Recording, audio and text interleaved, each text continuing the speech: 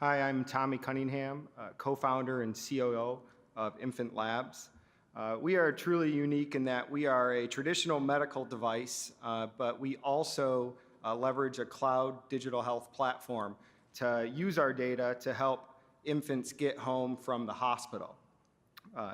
There are just under 1 million kids per year in the US that have feeding trouble, failure to thrive, or they're born premature and have trouble feeding. So focusing on the NICU, the number one rate limiting factor in discharge from the NICU is trouble with feeding. The standard of care for a doctor to tell whether a kid can feed correctly, and I can't even make this up, is they put their finger in the baby's mouth and they gauge the strength and coordination of how that baby feeds. At NFANT Labs, we thought we could do a little bit better, because if you don't, babies can experience apnea, aspiration, and bradycardia. Those are fancy medical words for drowning your baby, their heart rate plummeting. And then if you do that 2 or 3 times, the baby relates those feelings to feeding, and you're delayed anywhere from 2 to 45 days in the NICU. So NFANT Labs created a smart baby bottle. To steal a TAG member's analogy, we went from digital to digital. We created the first Internet of Things medical device ever cleared by the FDA for use in the NICU. What we do is we take information on how the baby's feeding, we relay that tablet, so in real time doctors can react to how that baby's feeding.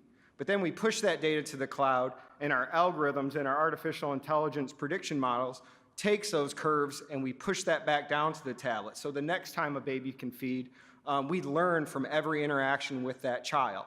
We went from concept to FDA clearance in 18 months. The fastest medical device cleared like that in the US. But we're just getting started. We are conquering some medical feats. We hope to get infants out of the hospital 5 days sooner, off a feeding tube, and save $200 to $4,500 per day per infant. But that's just feeding. Everybody thinks just feeding is a normal thing.